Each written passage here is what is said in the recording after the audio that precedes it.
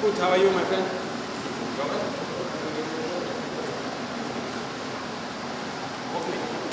Habari.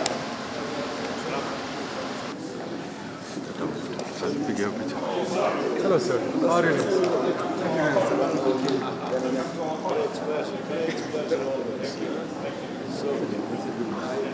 Musa, how are you, boss? Very good. Yes. Very good. Good as well.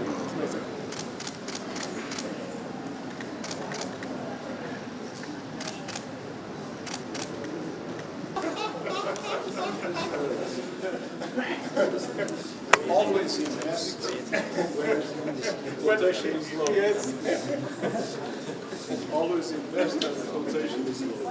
Excuse me.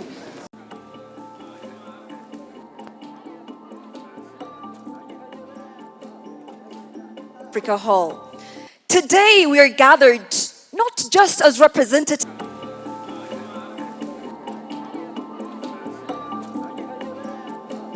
sheds light on the scale of the humanitarian emergency in Sudan.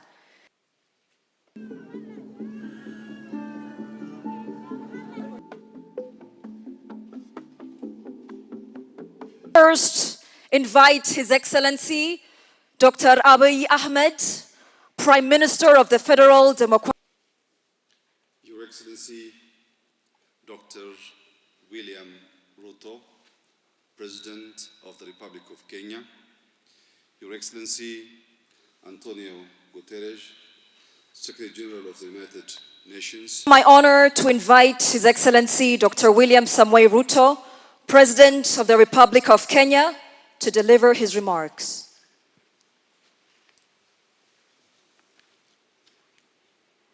Excellency Musa Faki Mohammed, Chairperson of the African Union Commission. Dr. William Ruto, President of the Republic of Kenya, UAE, Honorable Ministers, Ambassadors, Your Excellency Dr. Workane, Executive of Conflict, to release Sudan from war and the continued fracture. Indeed, and I cannot stress this enough, that the Sudanese people deserve to live in peace in their own country by the AU Peace and Security Council to engage the Belgium on the desperate humanitarian situation that this conflict has caused, to support the Sudanese people to the road of peace.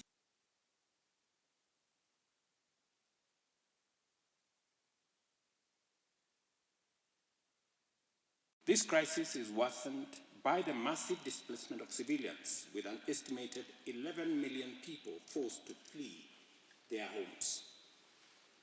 The collapse of healthcare systems, the spread of preventable diseases, and the deterioration of medical infrastructure have further deepened humanitarian emergency. The crisis' regional impact is equally severe, as neighboring countries are struggling with overstretched social services due to the growing refugee crisis. This situation demands urgent regional and global intervention. Any discussion of the humanitarian crisis in Sudan must acknowledge that this is a man-made disaster. It is deeply regrettable that the dire humanitarian situation in Sudan stems from a political crisis that has escalated into prolonged and senseless armed conflict. The obstruction of humanitarian access by parties to the conflict is simply unacceptable. We call upon all involved to facilitate unrestricted access for humanitarian convoys and healthcare workers, and to allow the resumption of agricultural activity in areas under their control. Our presence here today reaffirms our unwavering solidarity with the people of Sudan. It is incumbent upon all of us, member states and people of goodwill alike, to support ongoing efforts towards a peaceful resolution while addressing the urgent humanitarian needs of those affected by this conflict, especially women and children. Only through collective commitment and decisive action can we help restore stability and hope for a peaceful future in Sudan. Kenya continues to urge the warring parties to recognize that a military solution, if any, will not and has never brought sustainable peace. We encourage all Sudanese stakeholders to commit to a political resolution through genuine and inclusive dialogue. We continue in Kenya to provide a platform for different actors, political groups, civil society groups, to forge agreement, consensus on the way forward. And as a steadfast advocate for peace, Kenya, alongside IGAD, remains fully prepared to support and facilitate efforts towards a negotiated settlement. It is also imperative that we work together to alleviate the suffering of our Sudanese brothers and sisters. At the Humanitarian Pledging Conference for Sudan held in Paris in April 2024, Kenya pledged $1 million to support humanitarian efforts in Sudan.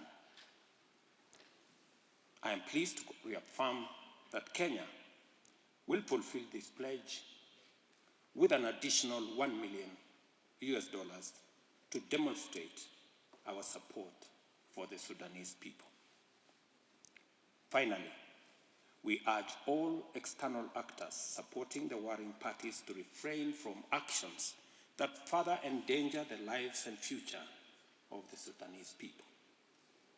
As members of the African Union and the United Nations, we must uphold the fundamental principles of respect for territorial integrity, national sovereignty, and good neighborliness in our pursuit for lasting peace and stability in the Sudan.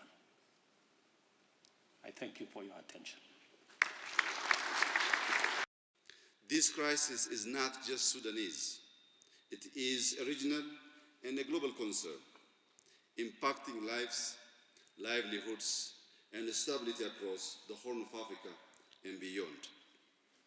Global solidarity is essential to ensure the Sudanese people receive food, clean water, basic health care, including vaccines and medicines, and protection against violence. As the holy months of Ramadan approach, urgent action is required, not just in words, but through tangible commitments to elevate suffering.